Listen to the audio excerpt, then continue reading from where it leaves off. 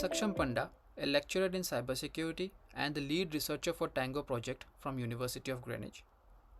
In today's talk, I'll present the privacy enhancing component task of the TANGO project, which led to the development of an innovative research-driven tool known as the PEC tool to support privacy risk assessment. The PEC tool is one of its kind that helps businesses and risk managers identify the need for data protection impact assessment as mandated by GDPR and EU AI Act, to perform an exclusive DPIA on data processes and AI applications that use sensitive and personal data, and to identify potential privacy risks and countermeasures to mitigate them. I'll go through the overall concepts and methodology used in development of the PEC tool, the privacy risk assessment process, the safeguard recommendation method, the PEC tool in general, the dashboard, and the results. The methodology of PEC is divided broadly into 8 modules, as can be seen on this slide. It starts with a use case scenario, for example, an autonomous taxi booking service that uses AI for providing better, let's say, recommendation. Once the scenario has been defined, possible data flows are identified based on which the DPIA will be performed. Based on the DPIA, potential security risk scenarios that could lead to privacy impacts are identified. A similar process is also carried out to identify attacks on AI algorithms or models that could lead to privacy breach. Next, privacy risk assessment is carried out to quantify potential impact, identify privacy harms, and possible mitigations.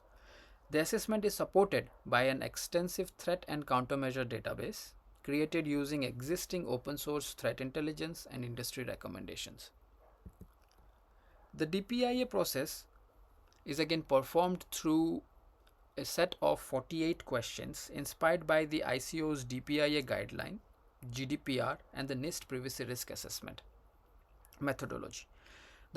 The response is used to identify cyber threats and possible privacy impact, leading to privacy score and associated harms to individual from the privacy threat. Finally, the recommendations are proposed to address them. A similar quantification approach is utilized to calculate the privacy score for the use of AI scenario as well. Gathering details on the use of AI, the algorithms used, the type of data used through the DPIA process, potential security threats such as model inversion, inference on the AI models are identified. Using the created knowledge bases, likelihood and impact are estimated, and potential links to individual harm categories are mapped, leading to the privacy risk score or the expected risk. Next, the safeguard recommendation process kicks in that aligns the privacy goals of your organization and possible mitigations to address the identified privacy risk. Finally, a list of countermeasures are recommended to address them. This slide presents an overview of the PEC tool. It starts with the creation of a project where you describe the use case, where you describe the purpose of the AI system to be used, what kind of AI algorithm that the data flow or the service is planning to use, like predictive, generative, what kind of data will the AI system use, and etc. Once this description has been filled in, then the next step would be to choose possible data flows that are associated with this use case. And for this use case, the next step will lead to filing in the DPIA form.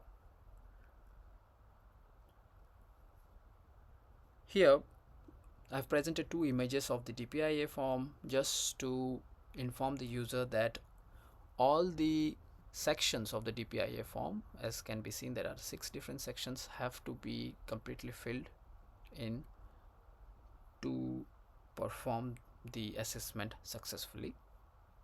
The user has finalized the DPIA form, they can access the assessment report in the dashboard tab by clicking on the details option under each assessment. So this is the assessment that we were trying to do. So where we have this autonomous car ride use case scenario, by clicking on the details, it will lead to the assessment report section. So where the assessment report section is divided into two parts, where privacy attack on the, let's say, on various data flows or the application in general, and the privacy attacks on the AI itself. So the PEC tool then identifies possible cyber attacks on the selected data flow, the impact of the cyber attacks on privacy impact categories leading to enterprise risks such as legal fines, financial cost, reputation cost, and finally leading to a privacy score. The radar plots indicates how each category of the privacy impact